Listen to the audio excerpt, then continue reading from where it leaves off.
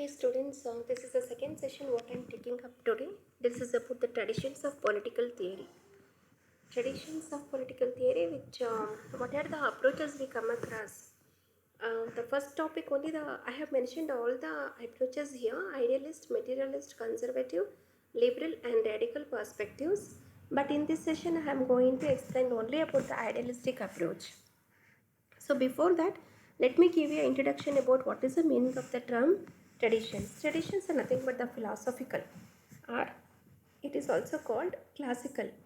Okay, so why these approaches? What is the meaning of the term approach? Andre, it is nothing but the methods. ಒಂದು ಸಿದ್ಧಾಂತವನ್ನು ಓದಬೇಕು ಅಂತ ಹೇಳಿದಾಗ ಯಾವ ಯಾವ ವಿಧಾನಗಳ ಮೂಲಕ ನಾವು ಅಧ್ಯಯನವನ್ನು ಮಾಡ್ತಾ ಹೋಗ್ತೀವಿ, ಯಾವ ಅಪ್ರೋಚಸ್ ಅಂತ ಹೇಳಿದ್ರೆ it is what methods we are going to apply to understand the concepts in political theory. That is what it means. It is approaches. So here we are applying idealistic approach, materialistic approach, and also conservative approach, liberal and radical approaches. So as I just mentioned, ಇದರಲ್ಲಿ ಕೇವಲ ನಾನು idealistic ಆದರ್ಶವಾದ ಅಪ್ರೋಚನ್ನು ಮಾತ್ರ ನಾನಿಲ್ಲಿ ತೆಗೆದುಕೊಳ್ತಾ ಇದ್ದೀನಿ. Okay, let me take up what is the meaning of the term idealism. Idealism ಅಂದರೆ ಏನು ಅನ್ನೋದನ್ನು ನೋಡಬೇಕು ಅಂತ ಹೇಳಿದಾಗ, idealism is a term with several related meanings. ಬಹಳಷ್ಟು ಅರ್ಥವನ್ನು ಇದು ಕೊಡ್ತಾ ಹೋಗುತ್ತೆ. But one thing sure that it comes directly from the Greek idealisms. So idealisms ಅನ್ನತಕ್ಕಂಥದ್ರಿಂದ ನಾವು ಇದನ್ನು ತೆಗೆದುಕೊಂಡಿದ್ದೀವಿ. ಇದು ಗ್ರೀಕ್ ಪದವೂ ಹೌದು. Which believes from the word idea. Idealism is nothing but, as I mentioned in the previous class, all the isms are nothing but the ideologies. But what is an ideology? It is nothing but the ideas or the what the people or the political thinkers they had in their mind for each and every concept. So ಈ idealism ಅನ್ನತಕ್ಕಂಥದ್ದು ಏನು ಅಂತ ಹೇಳಿದಾಗ ಅವ್ರಿಗಿದ್ದಂತಹ ಕೆಲವೊಂದು ideas, ಯಾವ ರೀತಿಯ ಅವರಿಗೆ ಕಲ್ಪನೆಗಳನ್ನದು ಇತ್ತು, ಯಾವುದಕ್ಕೆ ಪರಿಕಲ್ಪನೆಗಳಿಗೆ ಕಾನ್ಸೆಪ್ಟ್ಸ್ಗೆ ಸಂಬಂಧಪಟ್ಟಂತೆ ಯಾವೆಲ್ಲ ಐಡಿಯಾಗಳನ್ನು ಅವರು ಹೊಂದಿದ್ರು ಅನ್ನೋದನ್ನು ನಾವು ತಿಳ್ಕೊಳ್ಬೇಕಾಗತ್ತೆ. So that is why this is one of the first important and important approach ಅಥವಾ ಒಂದು ವಿಧಾನ ಆಗ್ತಾ ಹೋಗುತ್ತೆ. And also man has 2 facets. ಮಾನವನಿಗೆ 2 ಫಜಟ್ಸ್ನ ನಾವಿಲ್ಲಿ ಕಾಣ್ತಾ ಹೋಗ್ತೀವಿ. What is the meaning of the term facets? 2 ಮುಖಗಳು ಅಂತ ಅಷ್ಟೇ, ಬೇರೆ ಏನೂ ಅಲ್ಲ ಇದರಲ್ಲಿ. So when we say that what it is exactly, the one is spiritual ಅಂದರೆ ಆಧ್ಯಾತ್ಮಿಕ ಅಂತ ನಾವು ಹೇಳ್ತೀವಿ, ಆಧ್ಯಾತ್ಮಿಕವಾಗಿರತಕ್ಕಂಥದ್ದು. ಇನ್ನೊಂದು ಮೆಟೀರಿಯಲಿಸ್ಟಿಕ್. ಸೊ ದ ಮೆಟೀರಿಯಲಿಸ್ಟಿಕ್ ಅಂತ ಹೇಳಿದ್ರೆ ನೀವು you are giving much importance to ಭೌತಿಕವಾಗಿರತಕ್ಕಂಥದ್ದು. You are giving importance for the ಭೌತಿಕ, ಫಿಸಿಕಲ್ ಆಗಿರತಕ್ಕಂಥದ್ದಕ್ಕೆ ನಾವು ಭೌತಿಕ. ಒಂದನೇದು ಆಧ್ಯಾತ್ಮಿಕ, ಮತ್ತೊಂದು ಭೌತಿಕವಾದ. ಆಧ್ಯಾತ್ಮಿಕ ಅಂತ ಹೇಳಿದಾಗ as I mentioned about the ideas, each and every one will be having their own ideas. Okay, so when the emphasis is on realisation of the spiritual life, it is called the idealism. So what is idealism? Now the entire emphasis, ನಿಮ್ಮ ಎಲ್ಲ ಎಂಪಸಿಸ್ಸು ಅಥವಾ ನಿಮ್ಮ ಎಲ್ಲ ಚಿಂತನೆ ಅಂತ ನೀವು ಬೇಕಾದರೂ ಹೇಳ್ಬೋದು. ನೀವು ಯಾವುದಕ್ಕೆ ಪ್ರಾಮಿನೆನ್ಸ್ ಕೊಡ್ತಿದ್ದೀರಾ ಅಂತ ಹೇಳೋದಕ್ಕೆ ಎಂಪಸಿಸ್ ಅಂತೀವಿ. ಅದು ಯಾವುದರ ಮೇಲೆ ಇರುತ್ತೆ? To understand the spiritual life, ಆಧ್ಯಾತ್ಮಿಕ ಜೀವನದ ಬಗ್ಗೆ ನಿಮಗೆ ಹೆಚ್ಚಿಗೆ ನೀವು ಮಾತಾಡ್ತಿದ್ದೀರಾ ಅಂತ ಹೇಳಿದಾಗ, ನಿಮ್ಮ ಐಡಿಯಾಸ್ ಹೊರಡ್ತಿದೆ ಅಂತ ಹೇಳಿದ್ರೆ, that is nothing but the idealism. Idealism does not have consideration for material values in life. ಈ ಭೌತಿಕವಾದಕ್ಕೆ ಯಾವುದೇ ರೀತಿಯ ಒಂದು ಇಂಪಾರ್ಟೆನ್ಸ್ನ ಅವರು ಕೊಡೋದಿಲ್ಲ.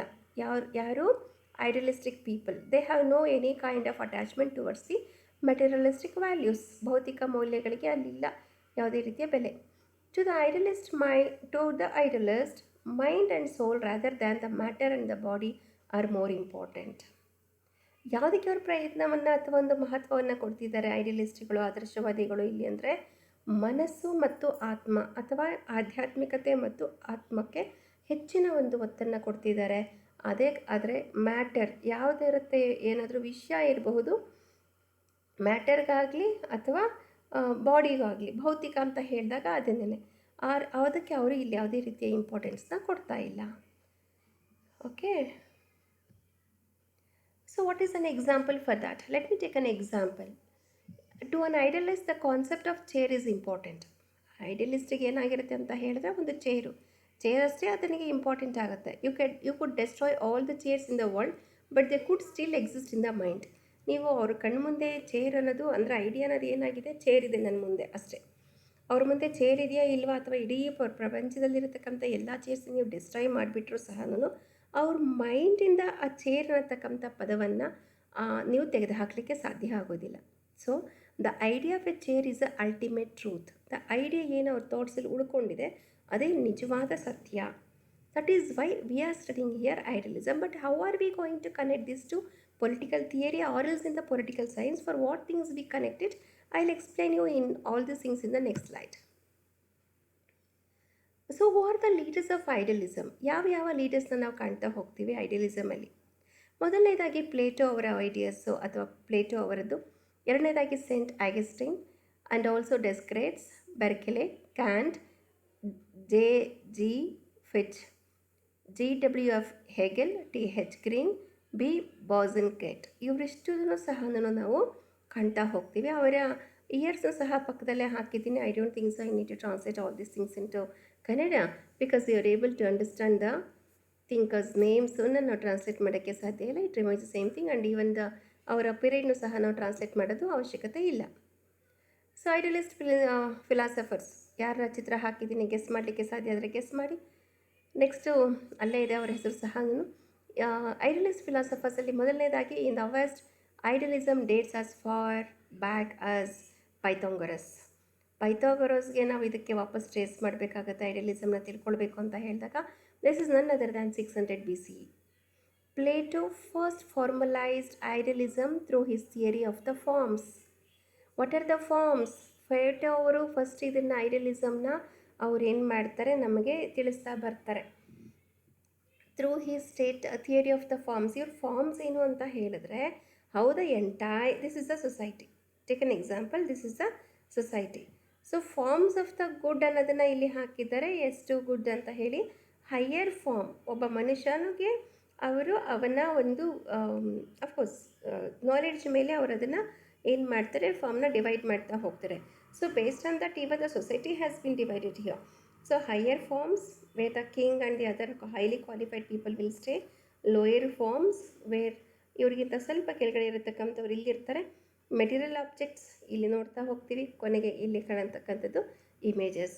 So images, material objects, lower forms, higher forms, and these are the some of the important forms are the theory of the forms which has been given by the Plato. Students, if you wanted to know much and more about the theory of the forms, I have already posted in my YouTube channel about Plato also, his concept of state, theory of the forms, theories of the government, etc. You can watch there, and there is one beautiful video also which has been inserted in while explaining the theory of the forms. ಯಾರ್ಯಾರು ಯಾವ್ಯಾವ ಕೆಲಸವನ್ನು ಮಾಡಬೇಕು ಅನ್ನತಕ್ಕಂಥದ್ದಕ್ಕೆ the video has been inserted in between the slides. You can definitely, if you are interested, definitely you can watch that. Development of idealism. Platonic idealism, Plato 427 to 347 BCE. ಆದರೆ ಅವರು ಏನು ಹೇಳ್ತಾರೆ ಇದರಲ್ಲಿ ಅಂತ ಹೇಳಿದ್ರೆ people should concern themselves in searching for the truth. ಬೇರೆ ಯಾರನ್ನು ಹೋಗ್ಬಿಟ್ಟು ನಾನು ಸತ್ಯ ತಿಳ್ಕೊಳ್ತೀನಿ ಅನ್ನೋದಕ್ಕಿಂತನೂ ಇವರಿಲ್ಲಿ ಹೇಳ್ತಿದ್ದಾರೆ you people should concern themselves. ನಿಮ್ಮನ್ನು ನೀವೇನೇ ನಿಮ್ಮಲ್ಲಿಯೇ ಸತ್ಯವನ್ನು ಹುಡುಕಿ. Importance and use of dialectic or critical discussions. This is another important point to note here. The importance has been given here and also the critic values ಅದ critical discussion. ಆಡುಭಾಷೆ, use of dialectics ಅಂತ ಹೇಳಿದ್ರೆ ಇವ್ರು ಬರೆದಿರತಕ್ಕಂಥ ಎಲ್ಲ ವರ್ಕ್ಸ್ನ ನೀವು ನೋಡ್ತಾ ಹೋದಾಗ most of them are totally based up on the discussions of the dialogues. So ಇದು ಆಡುಭಾಷೆ ಅಂತ ಹೇಳ್ತೀವಲ್ಲ ಅದೇ ರೀತಿಯಲ್ಲಿ ಅದೇ ರೂಪದಲ್ಲಿ ಕಾಣ್ತಾ ಹೋಗ್ತೀವಿ. So there are two worlds for him, world of ideas that is nothing but the forms and the world of matter ever changing.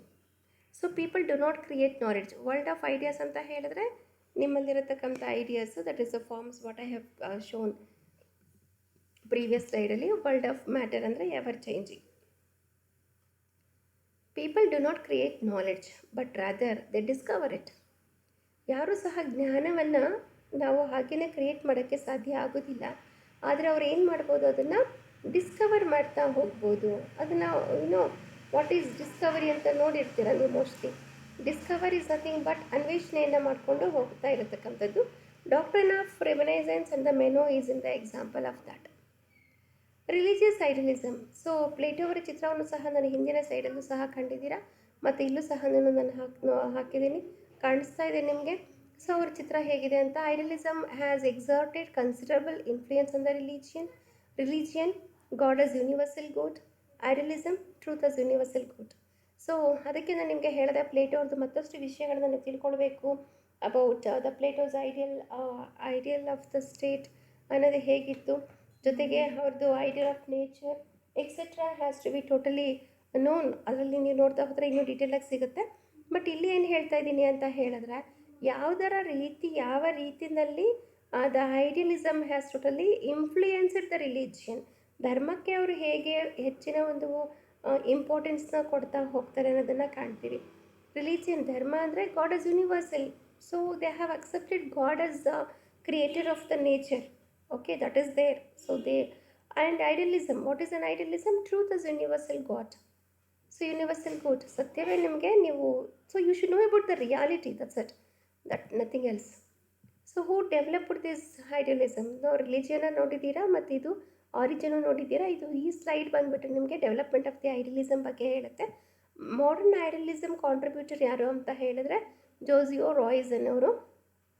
Is born in the year 1855 and he was there till 1916 CE. The external meaning of a thing depends entirely on its internal meaning, that is embodiment of purpose. Ideas are essentially purposes are the plans of action, and that the fulfillment of ideas is found when they are put into action. Note ಮಾಡ್ಕೊಳ್ಳಿ. Interest in idealism continued in several countries. Idealism ಅನ್ನತಕ್ಕಂಥ ಒಂದು concept ನಾವು ಎಲ್ಲ ಕಡೆಯೂ ಸಹ ಅದು ಹಬ್ಕೊಳ್ತಾ ಹೋಗುತ್ತೆ. So ಇದು ಯಾವುದ್ರ ಮೇಲೆ ಡಿಪೆಂಡ್ ಆಗ್ತಾ ಹೋಗುತ್ತೆ ಅಂತ ಹೇಳಿದ್ರೆ, ಎಂಬಡಿಮೆಂಟ್ ಆಫ್ ದಿ ಪರ್ಪಸ್, ಉದ್ದೇಶ ಏನು, ಉದ್ದೇಶದ ಮೇಲೆ ಇದು ಪೂರ್ತಿಯಾಗಿ ನಮಗೆ ನಿಂತಿರುತ್ತೆ. ಅಂದರೆ ಅದು ಸಾಕಾರಗಳ ಒಂದು ಉದ್ದೇಶಗಳ ಒಂದು ಸಾಕಾರ, ಅದನ್ನು ಬೇಕಾದ್ರೆ ನೀವು ಹೇಳ್ತಾ ಹೋಗ್ಬೋದು. ಆಮೇಲೆ ಇದು it is essential purpose, plans of actions. Okay, so that is why it is very much important, and this one of the important approach also to study the political theory. So that is the only reason why they have advocated this the idealism. Development of the idealism, modern liberalism ಅಲ್ಲಿ ನಾವು idealism ಅಲ್ಲಿ ಮತ್ತೊಬ್ಬರನ್ನ ಕಾಣ್ತಾ ಇದ್ದೀವಿ. It is nothing but Hegel, George William Friedrich Hegel ಅಂತ ಹೇಳಿಬಿಟ್ಟು ಇವರ ಹೆಸರು. ಸೊ 3 ಇಂಪಾರ್ಟೆಂಟ್ ಬುಕ್ಸ್ನ ಇವರು ಬರೀತಾರೆ. ಅದರಲ್ಲಿ pneumatology of mind, logic and philosophy of right. 3 major aspects of his system: logic, nature and spirit. Spirit is the final stage or the synthesis of idea and nature. Hegel's idealism is most apparent, the search for final absolute spirit. Search for the ಇವ್ರದ್ದು ಯಾವುದಕ್ಕೆ ಇಂಪಾರ್ಟೆನ್ಸ್ನ ಕೊಡ್ತಾ ಇದ್ದಾರೆ ಅಂತ ಹೇಳಿದ್ರೆ, pneumatology of mind, logic and philosophy of right. So ಇವರು ಮೈಂಡ್ಗೆ ಮತ್ತು ಲಾಜಿಕ್ಗೆ ಕೊಡ್ತಿದ್ದಾರೆ. ಅದ್ರ ಜೊತೆಗೆ ನೇಚರ್ ಈಸ್ ನಿಸರ್ಗ ಅಥವಾ ನೈಸರ್ಗಿಕತೆ ಅಂತ ಹೇಳ್ತೀರಾ, ಆತ್ಮ ಅಂತ ಹೇಳಿದಾಗ it is a final stage idea of ನೇಚರಲ್ಲಿ. ಹಾಗಾಗಿ ಅದನ್ನು ಸಹ ಇವರು ಹೇಳ್ತಾ ಹೋಗ್ತಾರೆ. That is also have been mentioned here. To be truly educated an individual must pass through the various stages on the cultural evolution of the humankind. So ಯಾವುದಾದ್ರೂ ಒಬ್ಬ ನೀವು ಪಾಸ್ ಮಾಡಬೇಕು ಅಂತ ಹೇಳಿದಾಗ individual must truly, if you are ತಿಳ್ಕೊಂಡಿದ್ದೀರಾ, ಓದ್ಕೊಂಡಿದ್ದೀರಾ ಅಂತ ಹೇಗೆ ಗೊತ್ತಾಗುತ್ತೆ ಅಂದರೆ, the man has to pass the various stages of the cultural revolution. So other philosopher thinkers who are the idealist philosophers, let us have a look here. So he argued,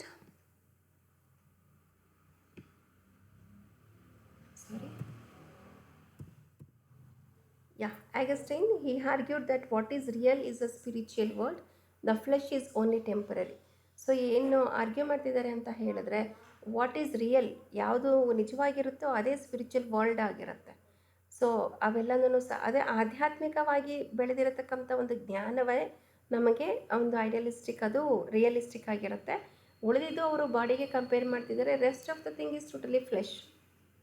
so people do not create knowledge, God has already created it, but people can discover it through trying to find the God. So ಇವರು ಪ್ರಕಾರ ಏನು ಹೇಳ್ತಾರೆ ಅಂತ ಹೇಳಿದ್ರೆ, ಜ್ಞಾನವನ್ನು ನೀವು create ಮಾಡೋ ಹಾಗಿಲ್ಲ, ಯಾಕೆಂದರೆ ಇದನ್ನು ಈಗಾಗಲೇ ದೇವರದನ್ನು ಸೃಷ್ಟಿ ಮಾಡಿಬಿಟ್ಟಿದ್ದಾರೆ.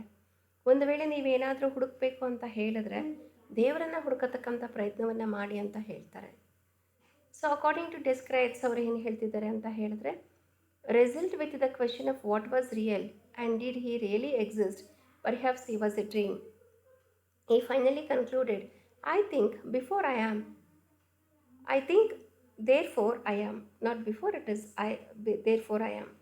So he concluded saying that I think therefore I am.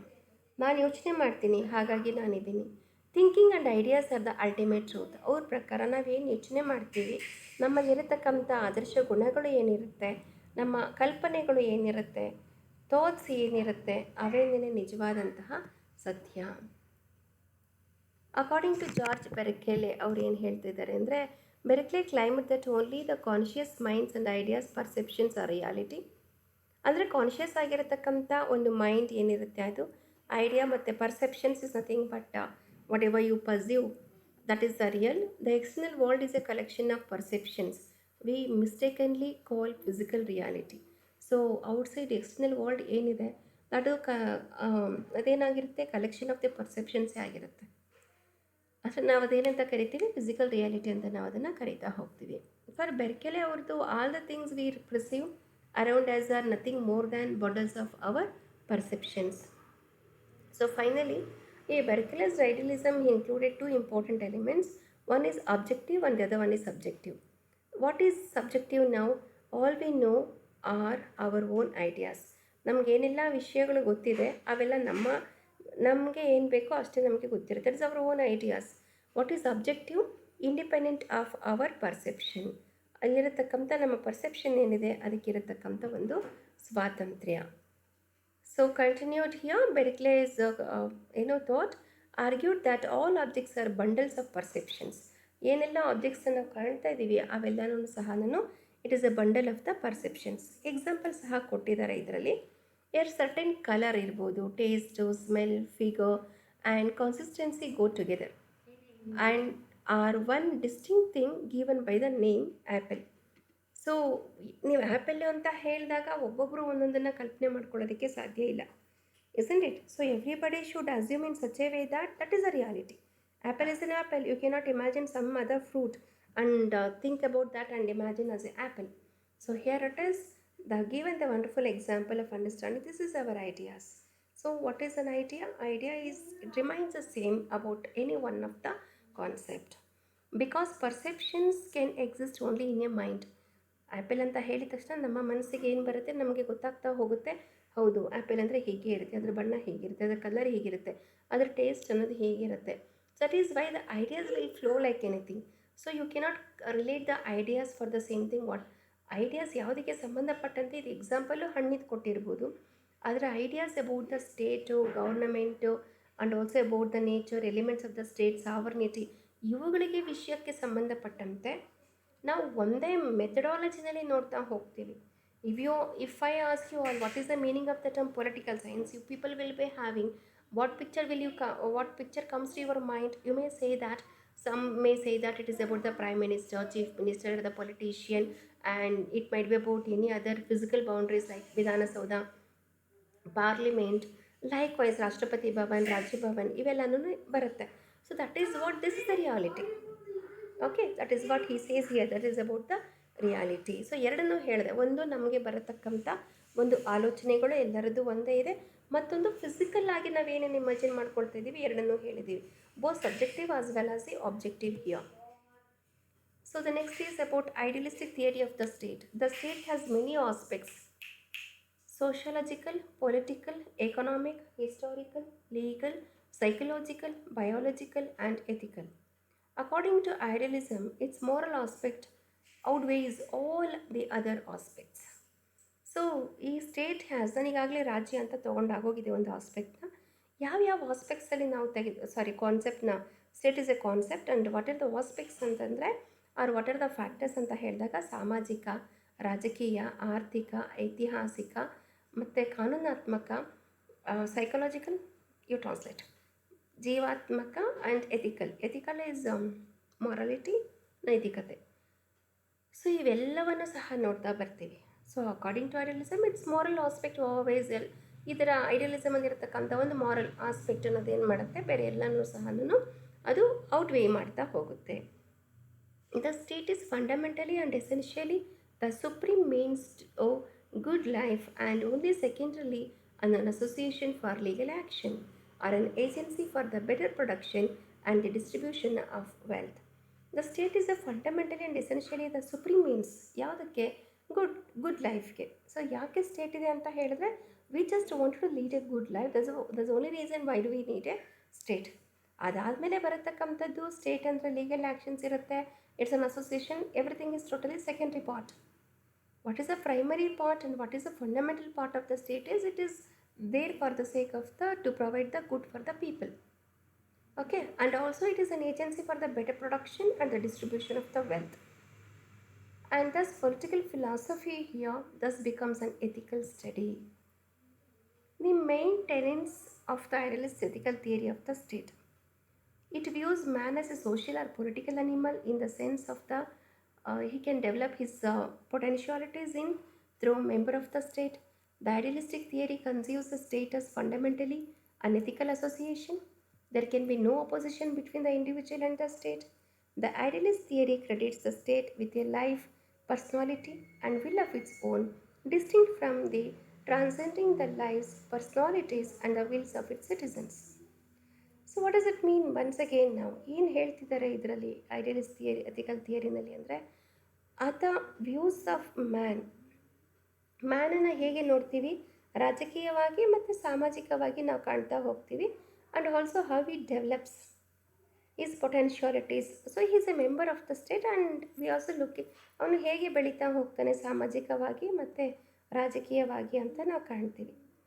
ಮತ್ತೊಂದನ್ನು ಏನು ಹೇಳುತ್ತೆ ಅಂತ ಹೇಳಿದ್ರೆ, ರಾಜ್ಯವನ್ನು ಇದು ಒಂದು ರೀತಿಯಾಗಿ ಮೊರಾಲ್ ಅಂದರೆ ನೈತಿಕವಾಗಿರತಕ್ಕಂಥ ಒಂದು ಸಂಘ ಅಂತಲೂ ಸಹ ನಾವು ಇದನ್ನು ಕರಿತೀವಿ. There can be no opposition between the individual and the state.